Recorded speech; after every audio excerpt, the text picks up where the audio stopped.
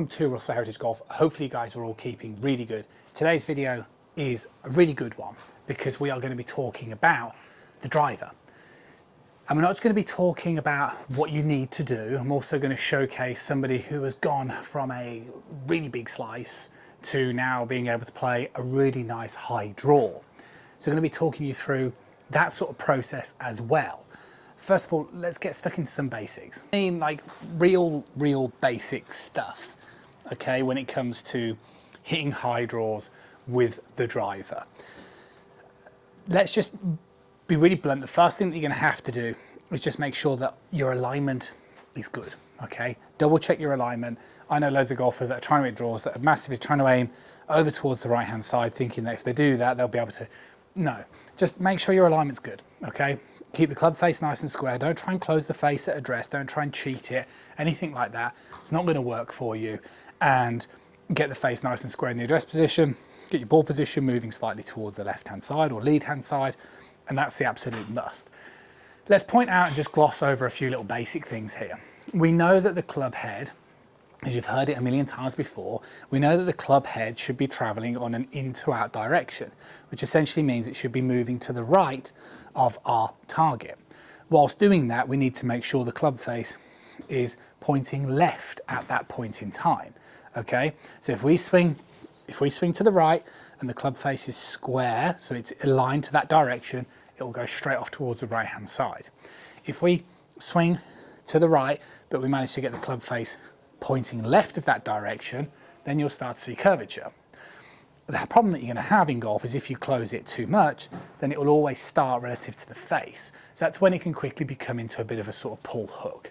But we're talking high draws, so we're talking positives. Okay, we're not talking about negatives, we're talking positives. So what needs to happen is when you hit the ball, you need to understand that the face needs to be open relative to the target, right? But it won't necessarily always feel that way.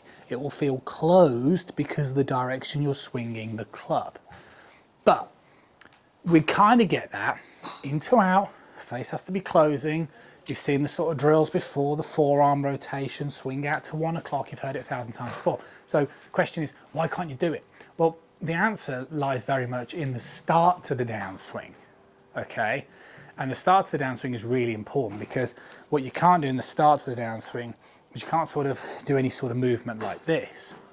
You have to get that club shaft coming down nicely, dropping down nicely, so it gives you the chance to then work on that sort of releasing, rolling motion, okay?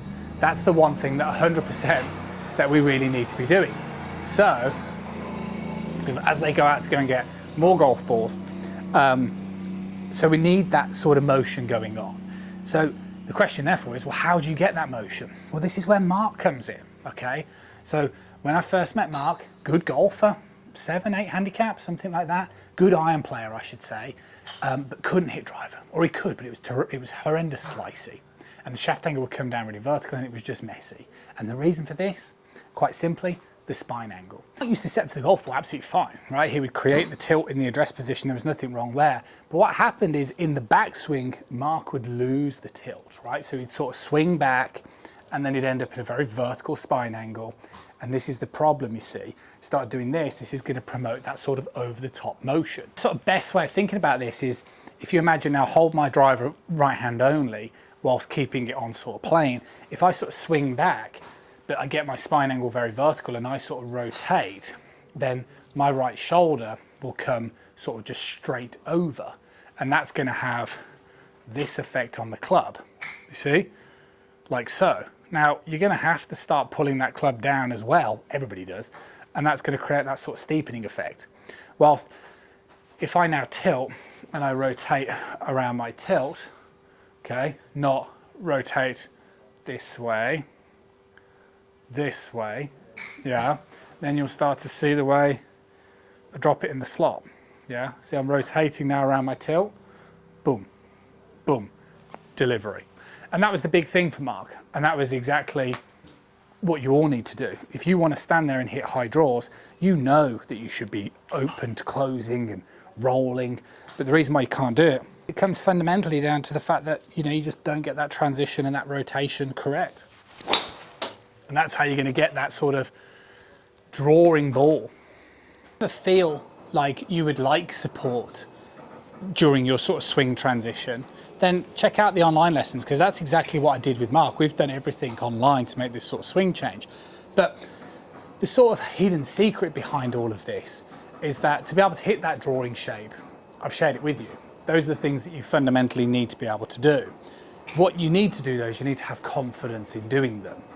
And often when you start to talk about tilted spine angles and all the rest of it, people are fearful that they're going to plough the club in the ground.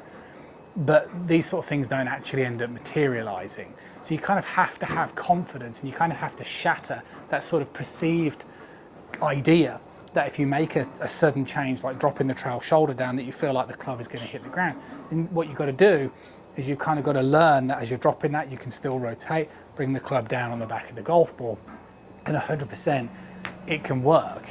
It's just about having the confidence to do these different movement patterns. And if you're somebody who's had a history of a slicer, it is quite a big change. It was a big change for Mark, because we were changing the sort of biomechanical or the anatomical movement of how his sort of skeleton was moving, and we were getting him moving more this way.